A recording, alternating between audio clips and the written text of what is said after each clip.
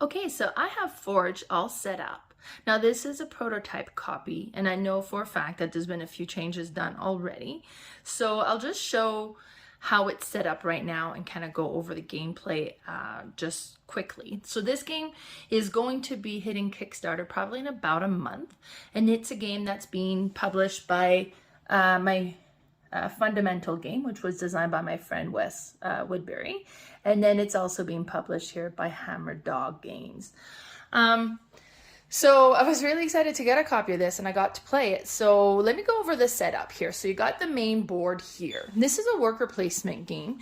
So you have the City Commons contracts that are here. Now this is one of the latest change. Actually, if you look underneath, it's actually not set up for it to be that way, but that's how it will be probably. So we have that here. Then we have the military contracts that is over here, and we have the royal contracts over here. You have all the resources on the side here. So we have the wood, the metal, the gems, and the brick, and then the money on top. And then on this side here, I've placed the development card.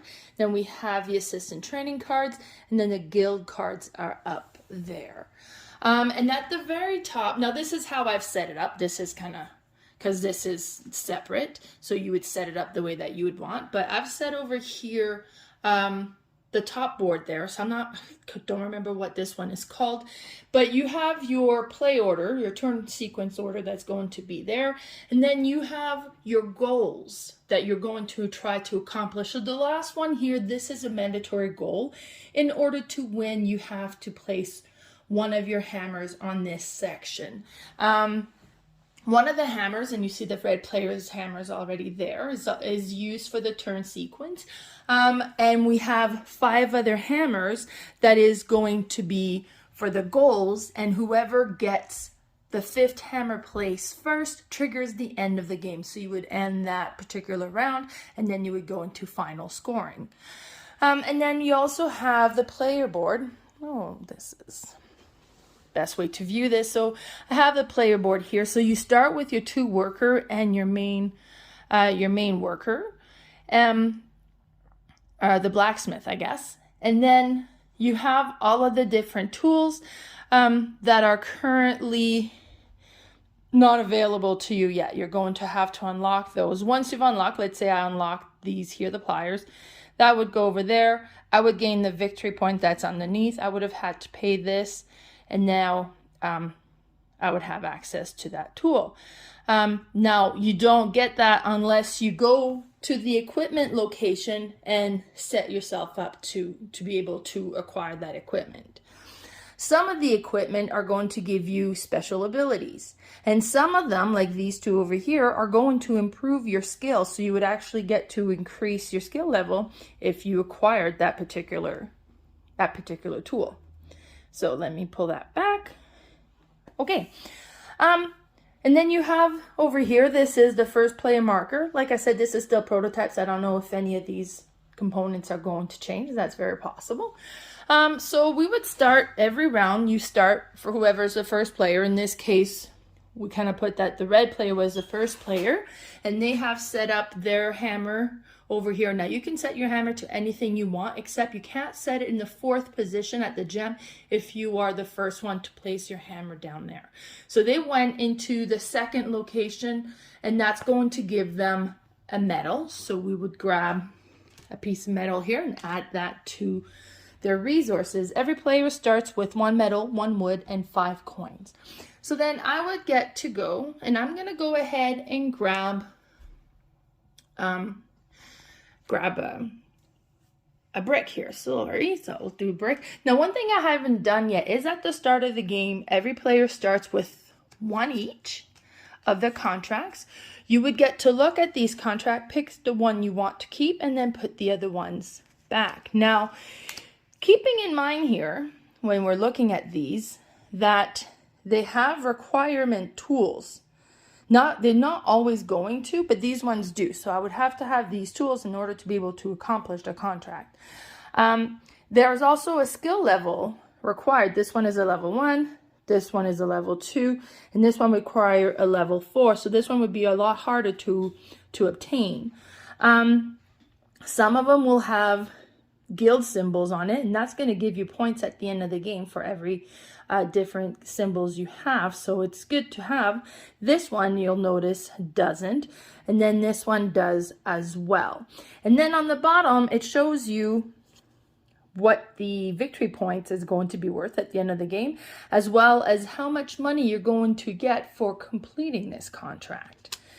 So based on this, let's say I would keep this one, and I would put these back. So let me just put that back over here for now, and this one can go back over there. And this is the one that I'm going to keep in my hand. So I don't have this one yet. Now, if I do acquire the tool, so I would have had to get the hammer here, and I had the resources necessary, so I would need 1 wood and 2 metal, then I could send my blacksmith and do the forge action so that I could activate or complete this contract. So the completed contracts would go here. Now keep in mind, the first player to complete 3 of these would actually get to put the hammer in that completed contracts goal. The first person to complete that is going to get 5 points. The second one, 3 points, 2 points, and 1 point. So there is a race element to this because you're going to score more points if you complete these different goals before the other players.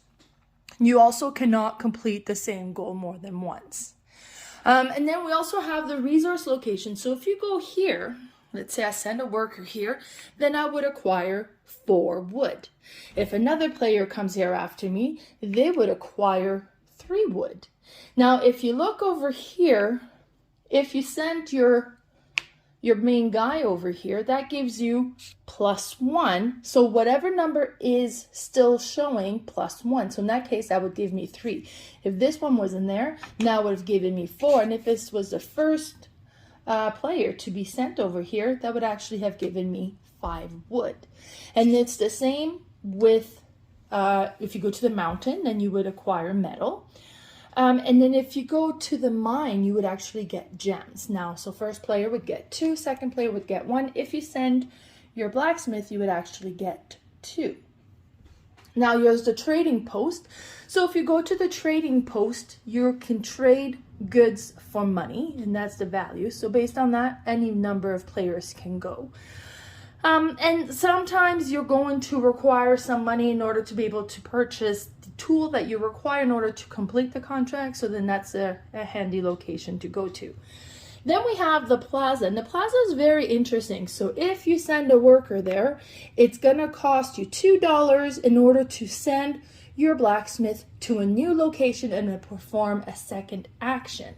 Now, if the other player then wanted to go here, he would set his worker behind mine, and now it's going to cost him $4. So $2 for every worker that is already at this location in order to do that action and send his blacksmith at a new location so that he can do a second action. So it's a very powerful location because the blacksmith can do more with their action, so that's great. But you know, so the first one there actually definitely gets the benefit. So I'll put these ones back. And then we have the guild. So whoever goes here, now you have to go here with your blacksmith, and you can perform this action where you would draw 2 guild cards, look at them, and decide which one you want to keep. So each of these guild cards are going to give you money and a resource, and then also give you one of these guild symbols that was going to give you points at the end. So let's say I decide to keep the whitesmith. This one would go into the discard pile, and then this one would go in my hand. Now, if I perform instead this action here, this allows me to take the one that is in the discard pile, and I could take the one that's facing up on the discard pile. Benefit of that is you know what you'd be getting, and possibly that is like, ooh, there's a white one there. I could really use a white guild right now because I don't have one yet. So that's something else that you can do, and that's the guilds. When you go to the city, the barracks, or what is this one here, the castle, to obtain these contracts. If you send your worker, you would send your worker here, and I'm sorry because I've covered this up here, so you would actually get to draw one contract. If instead you are sending, where's my, oh, he's over here. If instead I end up sending my blacksmith, I would get to draw two contract, and that's explained over here. And as I mentioned, on the new board, this is going to be a little bit different. Now I draw two contracts, but I would actually get to keep both contracts. Now keep in mind, the city contracts are going to be more like wooden base, while the military one would use more metal, and then the royal ones oftenly have gems. Okay, and then on the bottom here we have the development contracts. So you can send your worker here, and then you have the option of drawing two and discarding one, or taking one from the discard. Same if you send the blacksmith here. Now, if these two places were taken, and the next player comes in, then they'd have to pick one of the other of what they want to do. So it is possible that these could get blocked up a little bit. So when you get the development card, you would take, let's say I'm doing this action here, so then I would draw two development cards, and I would look at them and pick one to keep. So they all have different ability that they would kind of give you. So this one is interesting. This would give you one skill. And this one here, advertising signs. At the beginning of each round of play, you may draw the top card of the city common deck or discard. So then this would be great to accumulate a lot of contracts. But let's say I want to increase my skill. So I would take this card and add it over to my development card here. And now it could come over to the skill area here and move my star over to the number 2 skills. And this would now allow me to do contracts that require level 2 skills or lower. So this is not a bad thing to have. Now with the equipment here, so this is where you could increase or purchase some new tools on your player board. So let's say I put this here. And then I could go here and now let's see the resources I have. I have a wood, a metal, and a brick. So I could acquire this one. This one requires a brick, a wood, and 5 coins. So I would spend these. These would go away. And now this one would drop down here, and I have now access to this skill. And this one does also gain a skill, which is required for now. I would went to 2, and I would go up to 3. So I've now reached a skill level of 3, again, unlocking even more contracts that I'll be able to perform now. And upgrading this board is definitely something that is very valuable to you. Plus, a lot of the goals that we're trying to do are assigned to completing all of these tools as well. Now the next one we have is training, and this is where you can train your worker. So let's say I'm doing this action over here. I would go over to my assistant training cards. I would take 2 of these and I would look at what they are. Okay, so a weaponsmith. So first of all, this one is going to give me a black guild symbol. And then the assistant may be exhausted to reduce the cost of forging a contract by up to 3 resources. Units, not type. So when I'm making and completing a contract, I could put one of my assistant on this card in order to complete the contract for 3 less. So let's have a look here. If I was doing this one, oh, and this one would be quite expensive to make a crown, but look, it gives me 8 points and $11.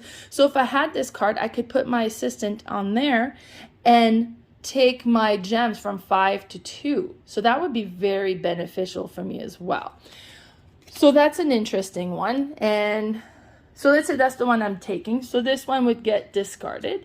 And then I would assign this one to one of the assistants that I have. So you would have a maximum of 4 training cards that you can accumulate eventually.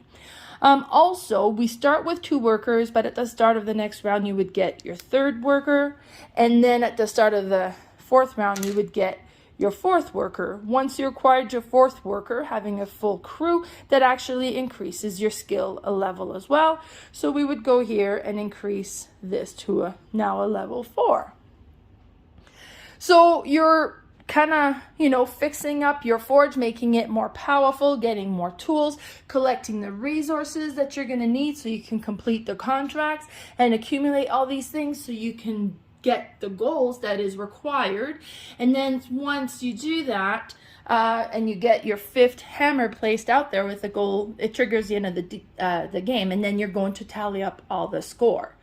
And then over here we have how to tally the score. So first, every 5 coins is worth 1 point, and every gem is worth 1 point.